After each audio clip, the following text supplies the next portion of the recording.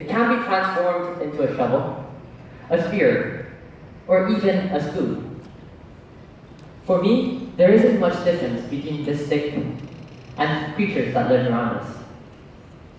I believe that life can also be transformed into a tool. And I'm here to share my idea with you. Let's go back in time for a moment and be an omniscient narrator in one of these language limited but sentient Neanderthal for a moment. His name is Thag. He just picked up this stick on the way back from his hunt. He thinks, I could hit you, he would say to his friend, but then think, you could hit me back. That wouldn't work. If we were to hit each other, I would starve to death. I need him to help me catch any food. Aha, that creature over there. It looks pretty stupid. And if I get more of these sticks, I could build a house around it, like I did for myself. I would feed it, then it would forget it wanted to leave me. It could do my job for me, and carry me to faraway places where there are many woolly mammoths to catch. I just have to tell my idea to this hairy fellow beside me. Like this, necessity is the mother of invention. Humans are problem solvers. Our ancestor Homo habilis were known for their ability to craft tools by chipping rocks and turning raw material into a form that they can utilize. And now us, Homo sapiens, are known as wise man who utilizes tools to solve many problems.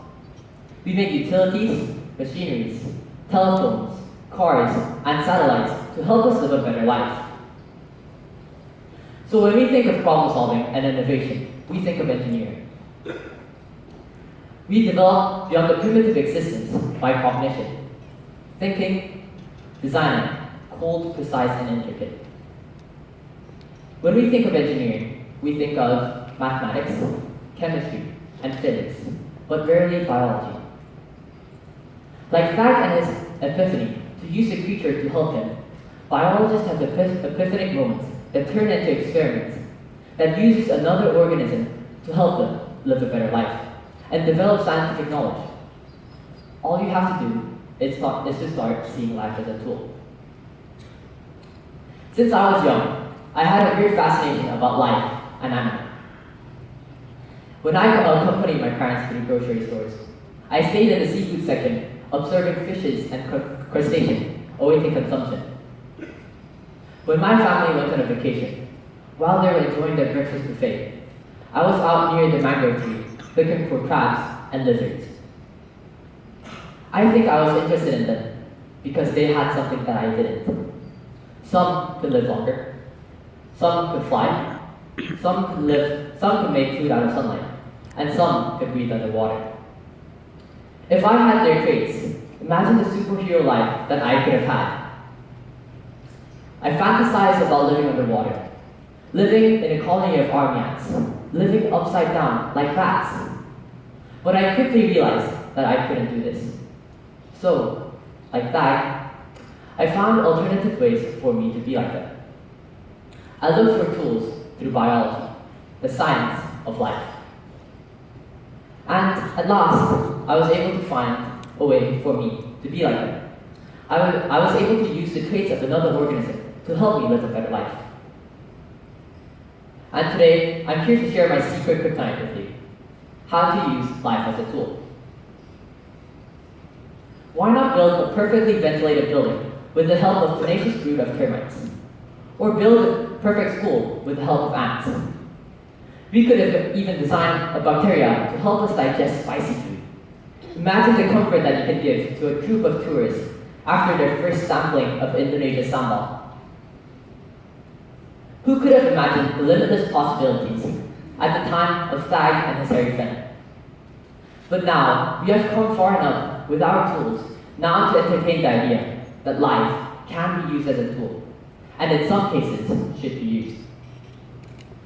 Today, my friends and I are working to design a gut bacteria that will help diabetic patients produce insulin in their guts. I have never created the bacteria, but I have harnessed it to be used as my tool. When we come across a problem, we have to come up with a solution. So we continue to try and fail and repeat it until we find a solution that works. And bioengineering just may be the best solution that we can find. Reverse engineering nature. Life has existed for 3.5 billion years, but humans only existed for 200,000 years. As we evolved, humans are able to understand how life works. And it makes sense, now that we have evolved enough to understand the mechanism of it, we should use the solution from nature itself to help us live a better life. The organism with a better tool and better solution will always have the upper hand. We should learn from this. The man with the most flexible stick, not the biggest stick, will prevail, as the stick is not so immutable, not so fixed, not the only solution. Now let's try to look at an example of how humans with flexible stick use the solution from nature to help them solve a problem. The Shinkansen train is known as one of the world's fastest trains. It took the design of the kingfisher bird's beak, and it allowed it to reach the speed that was impossible before. An Eastgate Center in Zimbabwe has an auto-cooling system that is inbuilt, that does not require as much energy as it requires to cool a whole entire building. It took the design from the termite nest. Now let's try to take problem solving at a cellular level. Through technological advancement, we humans are now able to look at cellular level. We have histologists and microbiologists who study cells and bacteria. And through genetic engineering, we are able to use them as a tool. When we think of genetic engineering, we often think that it is an extremely complicated process. But today, I'm here to break that paradigm for you. I believe that once you understand the mechanism of it, you'll start to see life as a tool. I like to think of cells as workers in mini factories. If I take a look at these cells, muscle cells, neurons, and root hair cells, they have their own specialization to help them do a better job at what they're doing. Root hair cells have large surface area to help them absorb more nutrients and water. Neurons are able to conduct electrical signals, and muscle cells can contract and relax to help us move around. They have their own particular job that they are specialized in, and they work in the particular wing of their factory. How do they know what job they have? The answer is DNA. DNA is code of life, made with adenine, thymine, guanine, and cytosine. They work just like programs in computers. Instead of zeros and ones, they have ATGCs. We share the same genetic language. DNA is present in every living organism. So our cells and the bacteria will be able to reach each other's DNA. And this is how humans use it. We just have to find a gene sequence that we desire, and we can just cut it and paste it into the bacteria to express the gene that we want. And this can be done in various ways, such as viral transduction, using a virus to insert the genetic material into the bacteria. Bacterial transformation, using restriction enzymes and ligases as a pair of scissors and glues to cut and stick the genetic material into the bacteria. And you probably heard of this, CRISPR-Cas9, using a protein to alter the DNA of the bacteria. And my favorite, biolistics, using a gene gun to shoot the genetic material into the bacteria. All these methods are used to introduce a gene sequence, a vector, into the bacteria to give instructions for them. And humans are now able to print these sequences. This means that we are able to create our own instruction. We are able to write them and tell tell cells and bacteria on what to do and how to do. So what can we do with the technology? We can do absolutely anything that we want.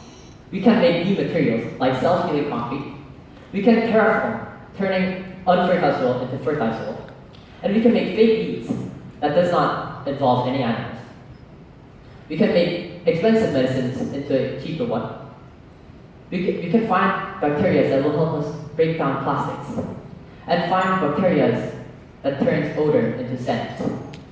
There is no limit to this technology. So now, we are able to use life as a tool. Yet still, like other early phases of sciences, it is not used enough. Like Thag's domesticated creature, the beast has to learn the language of the man. But now that Thag has captured the animal, Thag has to come to understand what it is that he wants the beast to do, and how. As more and more technologies are developed, for him, like us, we will get closer and closer into making the creature in the cell's factory into a biological tool. The foot of the candle is always dark. Thag's fire only brightened up his friend's shaggy brow. Humans, we have thrown a torch in many fields of sciences to help humanity take the next step, but there is much more to be given to contemplative endeavor. And I believe from our journey from Thag's cave, reached the point where we cannot find our next step.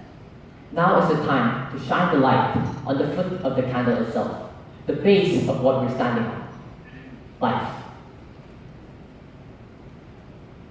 The secret lies in the domesticating of the creature, making it into a biological tool, to make hunt more prosperous and evolution inevitable.